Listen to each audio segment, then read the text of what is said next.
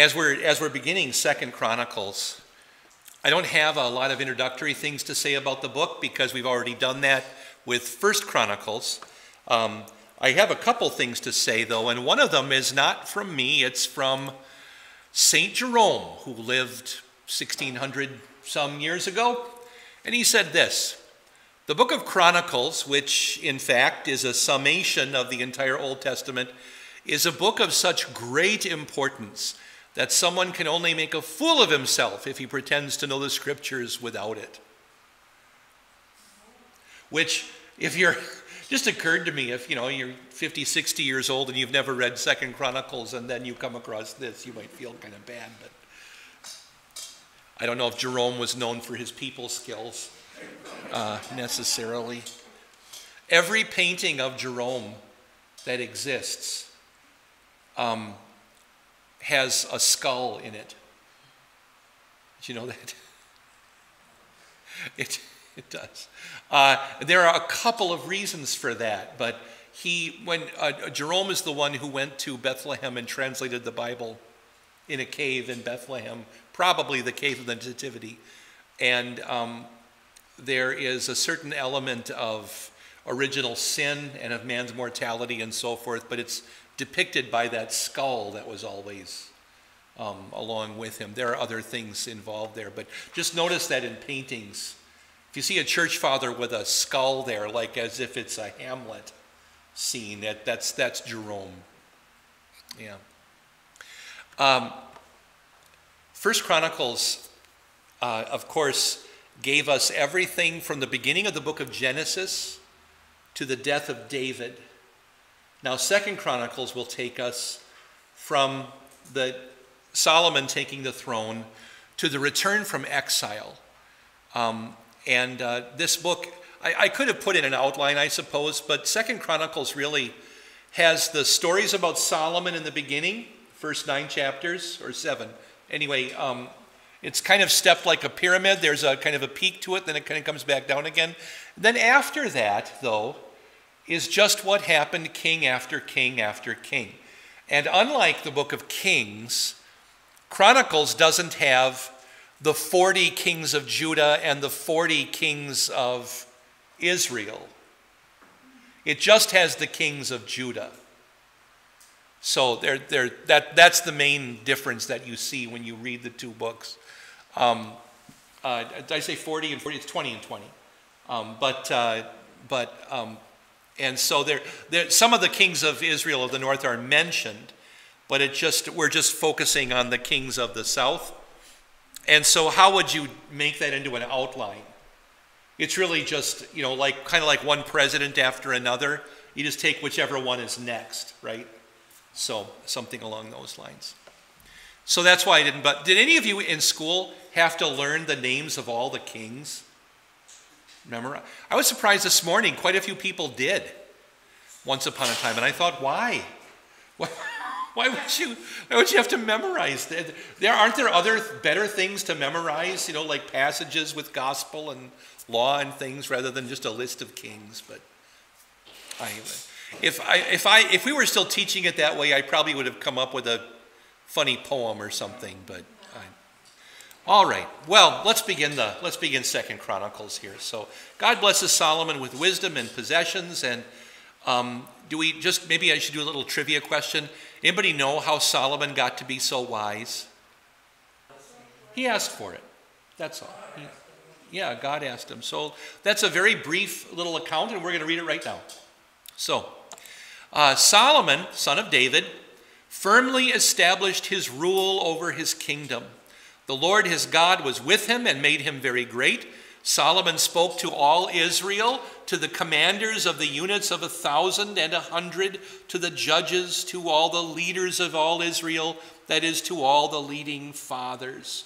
So the dads of all the clans and so forth. So Solomon calls a big meeting. I'm guessing everybody had to stand up except him. And he's got all of these leaders, the Elephim, not elephants, but that's the word for a commander of 1,000 and so forth, and the commanders of the hundreds, and these are army units, and then the judges and the leaders and so forth. And he speaks. Solomon and the whole assembly with him went to the high place at Gibeon, because God's tent of meeting, which Moses, the servant of the Lord, had made in the wilderness, was located there. So they go to Gibeon. Remember, the temple's not built yet. He's about to build the temple. That's what we're going to see happen. But now he's going to go to Gibeon. And what do we learn here about the tent of meeting? Moses made it, and it's still that tent. You know, and maybe it's been repaired, but I kind of in my head I wonder if one of those tent flaps was 400 years old. You know, that's how long ago it was when Moses built this thing. And actually, Moses didn't build it. We're going to get the guy's name in a verse, but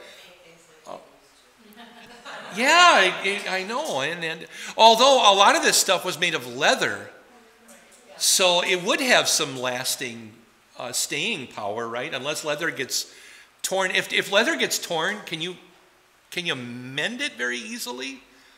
I don't see any on Fonzie's jacket. I don't remember seeing any patches. You know, it's just. Did he? Well, the decorative patches, but not repair patches. Yeah, thank you. Okay. David had brought up the ark of God from Kiriath Jearim to the place he had prepared for it, because he had pitched a tent for it in Jerusalem.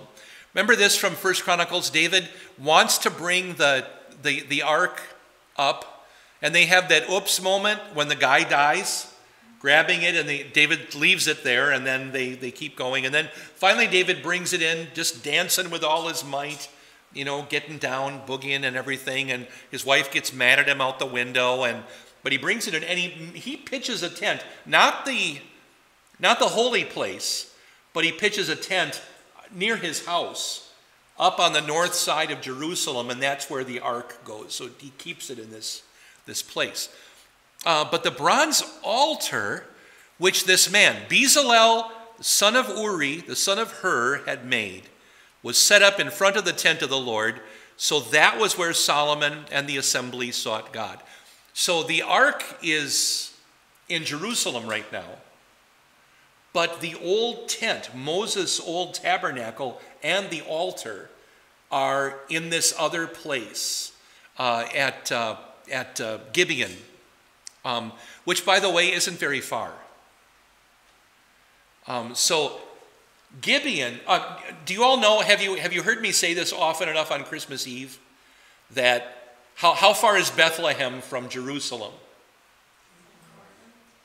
It's the distance from MVL to this church. That's the distance. They're right next to each other. Were you going to say one thumb away, Brad? That's the distance from, on any map, from the top of the Dead Sea to Jerusalem. Put your thumb down, and that's in any scale. Always one thumb away from the. But now Gibeon, however, is even closer. So do you know how when you're driving from MVL and you come past the Quartzsite quarry where my son Peter's windshield got smashed a couple weeks ago, and I found out that I don't have insurance for a broken window? What kind of insurance do I have? I found out. I changed it. But as you're driving past there, you can see the spire of Cathedral and of St. Paul's. Right? You can see them out there. That's the distance from Gibeon to Jerusalem. So about 4 miles away. They're very close by. Now I want to say something else about this man, Bezalel. So there are 2 individuals back in Exodus who are given the command to build everything. And the builder of the tabernacle was this Bezalel, and the builder of the bronze work was Oholiab. Okay? No, I've got that backwards. Oholiab was the builder of everything, and Bezalel was the builder of the good bronze work. But here, I wish they had gone. Far be it from me to criticize an author of Scripture, but I kind of wish he had done us one more generation here. Because did you know this about this man? Bezalel, son of Uri, the son of Hur, was the son of Caleb? Wouldn't that be kind of cool to know? That this is the Caleb's great-grandson. And Caleb and Joshua are not young. They're old, but they were among the spies. But now Caleb's young great-grandson turns out to be this fantastic artist and craftsman, and he's the one God calls on to work here on this thing. I think that's kind of a cool detail. But I've double-checked this a couple of times, and that's the man. By the way, who is this Hur? Because we know something about him too. He could be like faithful Aaron, prophet's hands. He's the other guy who held up Aaron's hands at that battle with the Midianites, or against the Amalekites. Aaron held up one arm, and this Hur, Caleb's son, Caleb's grandson, held up the other arm of Moses. So this is a family that's been faithful to the Lord, and the Lord used in his service. So some kind of interesting information here about these individuals. And I also mention this because those men, Bezalel and Oholiab, the builders of the original temple and the altar work and so forth, God picked them. God doesn't mention any other names in who should do what crafts work. Just those two guys. Now, who had God chosen to build the new temple? Solomon. So Solomon is remembering, God chose me, God chose that guy too. So there's some, and we're going to find out the name of the guy who's going to provide some of the other work and the detailed metal work also. So we have that parallel between the building of the original tabernacle and now the building of the temple, where these men are named specifically by the Lord. So they went out to the tent and to where the altar is. And even though the Ark of the Covenant wasn't in that tent, it was empty, they're making sacrifices. And by the way, are those sacrifices acceptable to God? Yes, God accepts those sacrifices. And why do I emphasize that? Because what were they using after the return from the exile? Did their tent have anything in it? Their Holy of Holies was also empty. The ark was gone, but God was still accepting their sacrifices. So there's a parallel there too that maybe is important enough for us to notice at least.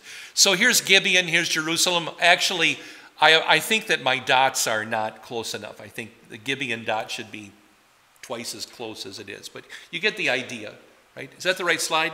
Yes. Okay. Solomon went to the bronze altar there in the presence of the Lord at the tent of meeting, and this is at Gibeon, and he offered 1,000 burnt offerings upon the altar. These are white faces like Grandpa used to raise. That's a lot of, how long would it have taken? I don't know. Just to cut up one cow, I think it would take me about 2 weeks. I have no idea how, but with all the priests at work, hundreds, maybe 1,000, maybe more than 1,000 guys, maybe it would take a long time. I'm not sure. Mostly I just wanted to show you this slide because I worked so hard at doubling this picture in Windows Paint, and I wanted to, so there you go. Anyway. All right, enough of that. So okay. That night God appeared to Solomon and said to him, "Ask for whatever you want me to give you." So God appears generally in 4 ways. He appears by having a prophet show up, and the prophet does all the speaking. He might appear in person, as he does occasionally. The angel of the Lord, right, shows up. He might appear in a vision, which is a kind of a waking thing, and then he might appear in a dream. And this is that kind of appearance, where God appears in a dream to Solomon, but Solomon is not just passive. You know how in some of your dreams you're just watching stuff happen, but in some of your dreams you're actually interacting?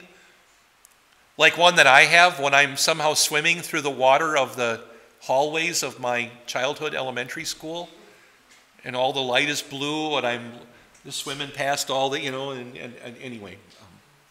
Where was I? Oh, the dream. Right, okay, the dream and nightmares. God appears to Solomon and says, ask for whatever you want me to give you.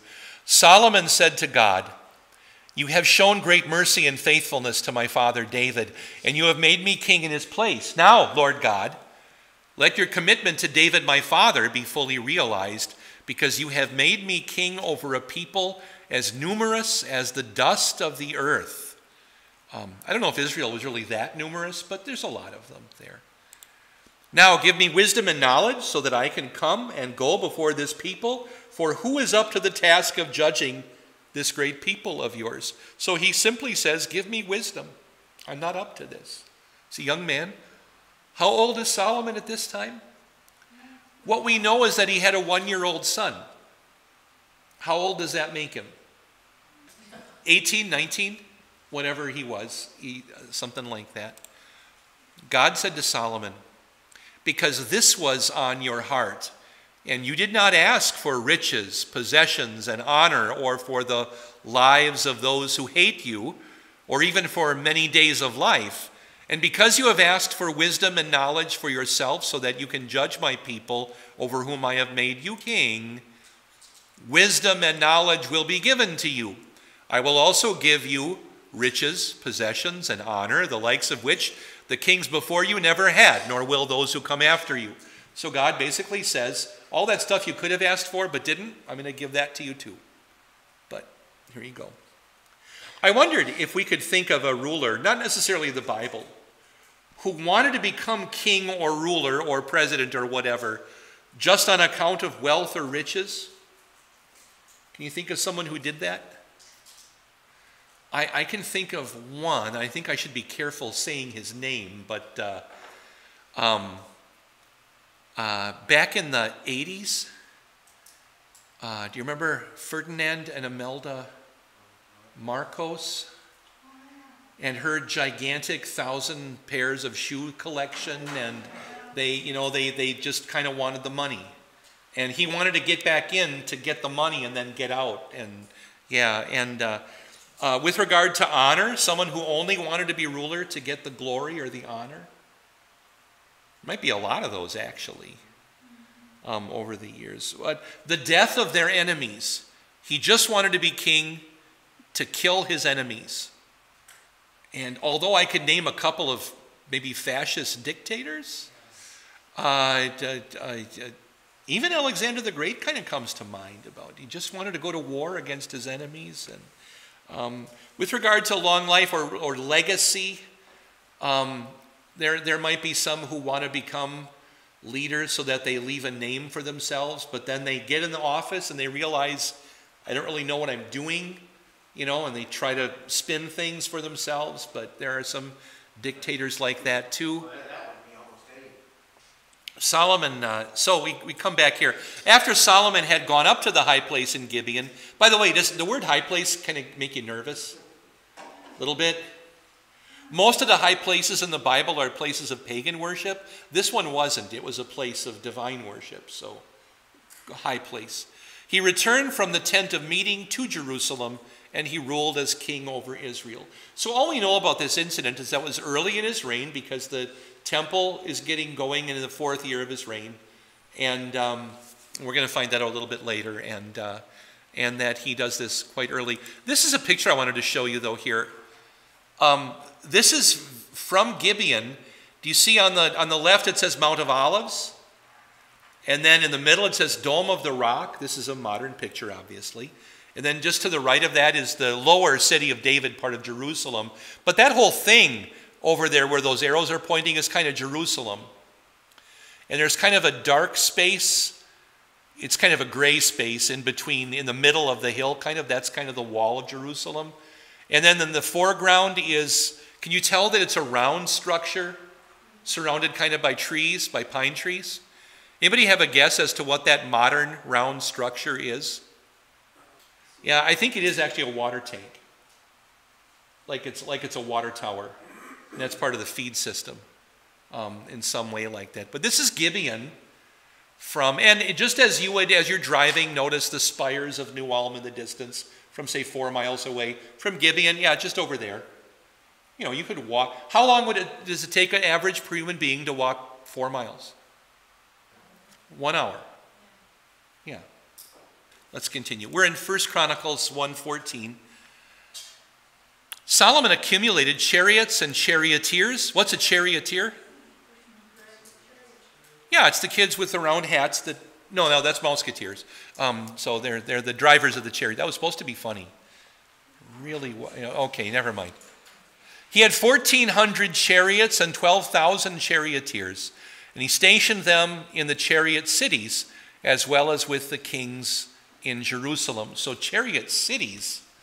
And he had to put the horses somewhere. How many horses can you get in a barn? Depends on the barn, but yeah. Well, Solomon had pretty good barns. This is really a great map of the Temple Mount of Jerusalem today. The dark orange, are they orange? Spaces are, you see the Dome of the Rock, which is the octagon. I've mentioned before, the Dome of the Rock is actually a Byzantine Christian church design that the Muslims simply used for their little shrine there, but oh well. And then below that, it says Masjid el-Aqsa. It's a close-up of it. But do you see to the right, it says Solomon's Stables? But they're kind of dotted lines. That's because they're underground. And any idea what the little squares, also dotted lines, would be? Those are where the bases of pillars are. So it's a map of the pillar work in this lower underground area. This is a pretty good picture of it from the early 20th century. Okay? But do you see how close together the pillars are? You know, it's obviously a tightly grouped lattice work because remember what we're holding up above. It's stone. How do you hold stone above your head without being terrified? Well, it's with arches, because that's the strongest natural support known to man. Because what an arch does is it takes the weight descending on the arch and it throws it down the archway to the feet of the arch and into the ground below. That's where all the weight goes, is into the ground below. That's the genius of the archway. While Roman arches all over the world are often still standing, and some of them still being used for what they were, and even though they've survived earthquakes for two millennia and so forth. Well, do you see, now notice above the arches though, do you see those holes in the square holes which are kind of air vents? Just want you to notice, because we're going to go from a black and white to a color photograph, but just notice that these are the same archways, right? Except something has happened. A new ceiling has been added and half the arches have been removed. Is that a wise move? There's stone above. And more than that, not only have a lot of arches been removed and so forth, but now it's, what's on the floor? It's not carpeting. It's Muslim prayer rugs. And now we come to the scandal, because the 4 quarters of Jerusalem, Christian, Muslim, Jewish, and Armenian, have divvied up Jerusalem, and there is essentially a law, and I believe the law is something like this: nobody gets to build a new church without consulting everybody else. Okay, so the churches that we have are the churches that we have. You know, if you're going to build a new one, you have to get, permission to do it. Well, what has now happened is that underground, without anybody's permission, the Muslims have taken this, by the way, gigantic structure, right? And built an underground mosque. And weakened the structure of the Temple Mount. So there are a couple different sides to this, and by the way, is it very secret if I know about it? I mean, not really.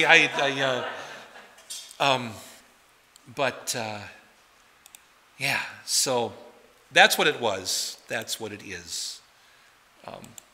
Okay. In Jerusalem, the king made silver and gold as plentiful as ordinary stones. He made cedar as plentiful as sycamore fig trees in the Shephelah. There must have been a lot of sycamore fig trees in the Shephelah. That's all I'm going to say. Shephelah to Buffalo. That's the lowland in the foothills, actually. Solomon's horses were imported. Anybody know about horses? Did you? Solomon's horses were imported from Egypt. And how does a British grandmother call her grandchildren in for tea? Cooey! Right? That's that place name there. By the way, that may not be the word Egypt. I have this note on your sheet. The place name in Hebrew is spelled Muzurim. And the thing about that is Muzurim, the people of Muzur, is spelled exactly the same as Mizraim, which is the Hebrew word for Egypt. And the thing about Muzur is that it's right next to Kui, up north in Asia Minor, where they have really good horses. So I kind of think that that's supposed to be Muzur, the people of Muzur and Kui, and not Egypt and Kui. But is there a theological problem with this verse if we don't know? Yeah, not really. So that's okay. Don't worry about it. The king's dealers bought them from Kui at the market price. They could import a chariot from Egypt for 600 silver shekels and a horse for 150. In the same way, these dealers exported chariots to all the kings of the Hittites and Aram. So they got all their horses from this place. And what kind of horses were they? Well, I mean, what variety, what species? They were Arabian. That particular Arabian horse looks a little scrawny to me, a little death-like to me. But however, Arabian horses are deceptively skinny. They have extraordinarily strong hooves. The thing about Arabians is that they were bred to not necessarily have to be shod, so that their hooves could stand being on hard stone or on a hard desert floor or a sand or a salt desert. They have a very short back, so not extraordinary. An American quarter horse has a longer back and so forth, but these have a shorter back. Deceptively delicate appearance, exceptionally hardy animals, and the Arabians favored mares. What's a mare? Female horse. Yeah. If you have bad dreams about a female horse, it is called a nightmare. That's where the word comes from. It's a nightmare. Now, just to comment about this, we have to. The Crusaders favored stallions. So in the 10th century, 11th century, 12th century, when the Muslims were fighting the Crusaders, the European Crusaders, all those English and German and French Crusaders had stallions, and the stallions were getting ready to charge a bunch of Oriental mares. That made a very interesting battle sometimes. And there are reports of things going on in those battles, like that's not what I expected the charge to be like, things like that. When Baldwin and some of those other reporters that we hear about the Crusades from. You've been listening to Invisible Church, the Bible study podcast from St. Paul's Lutheran Church, New Ulm, Minnesota.